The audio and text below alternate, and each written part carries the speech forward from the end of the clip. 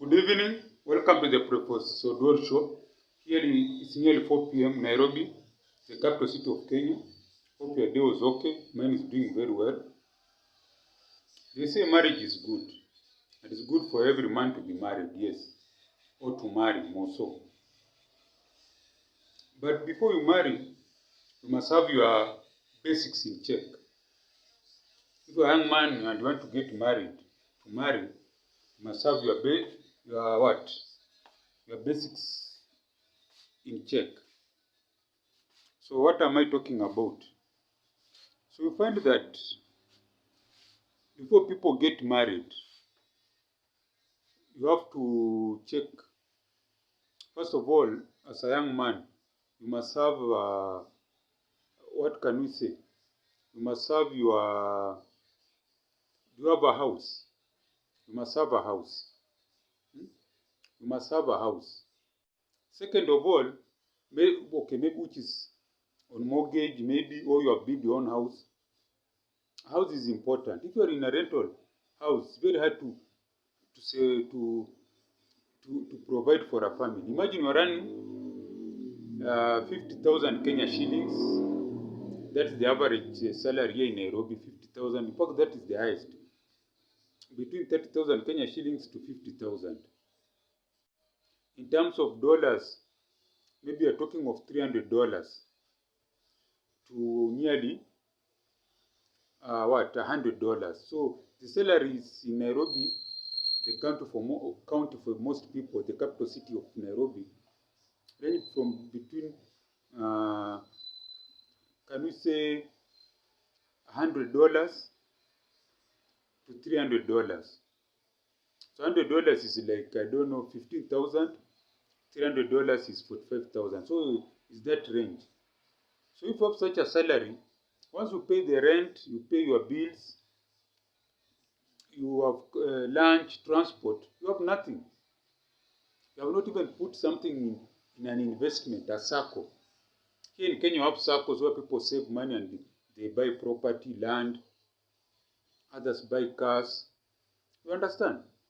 So you must first of all have your own house, whether it's on mortgage or you have built. Second of all, you must have an investment, a piece of land somewhere, not your father's land, your own land as a man, whether it's an acre, it doesn't matter. Have your own land, or have money in a circle, have shares.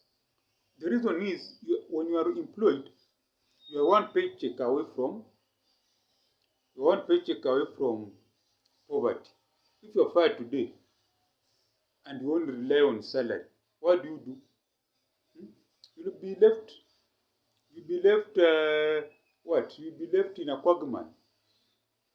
Because how will you pay your rent? How will you provide for your family? That's two.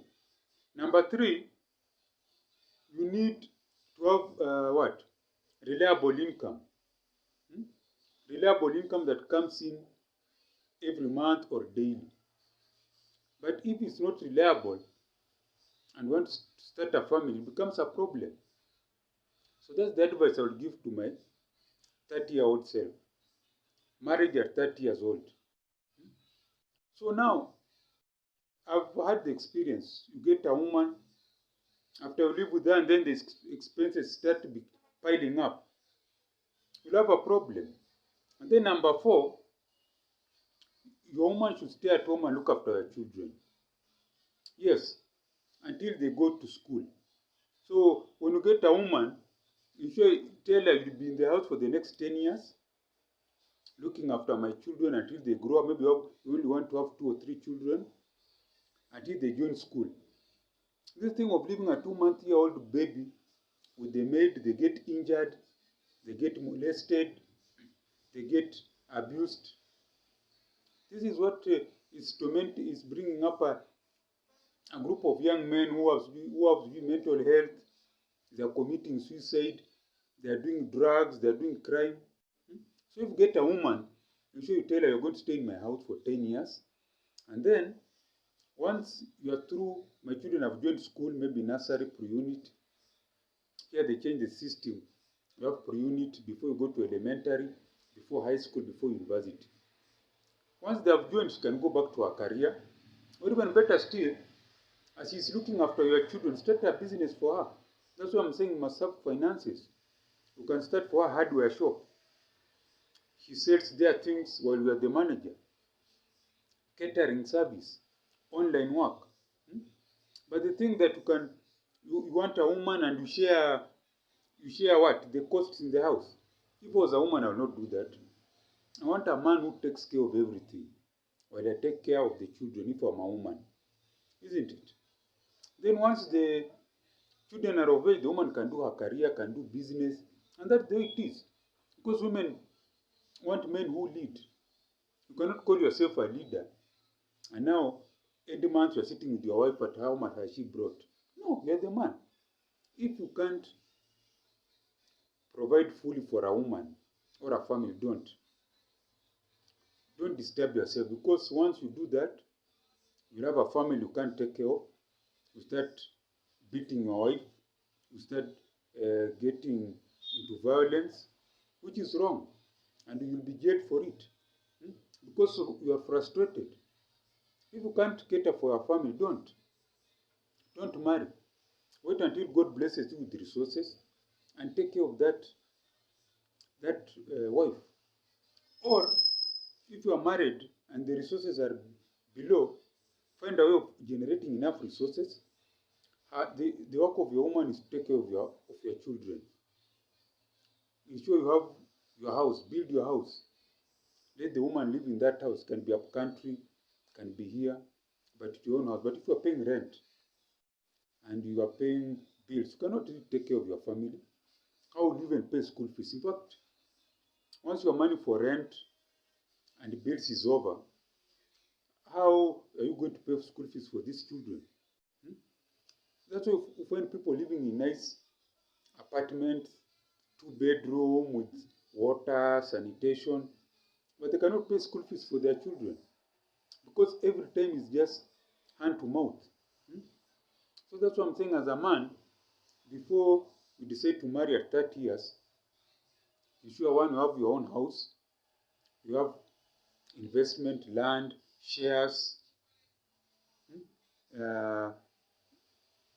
you have, yes, land, shares, you have your own business,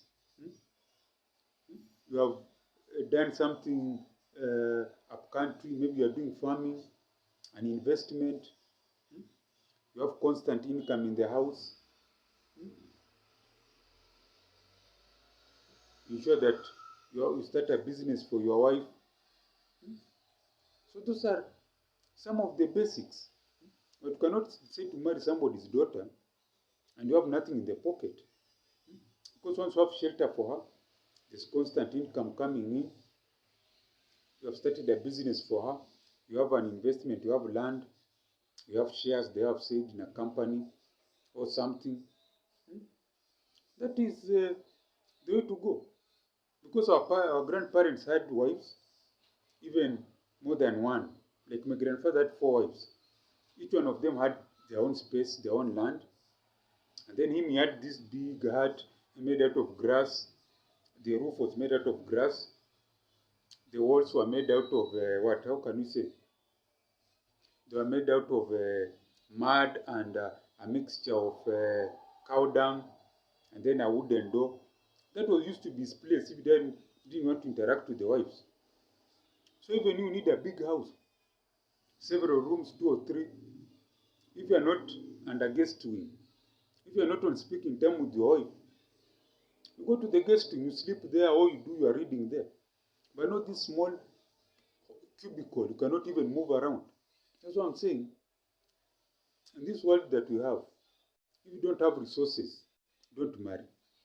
Wait until you get the resources and you marry and you give your family a good life. So even them, they have opportunities. They can go to good schools. They can start businesses when time reaches. Your wife can start her own business.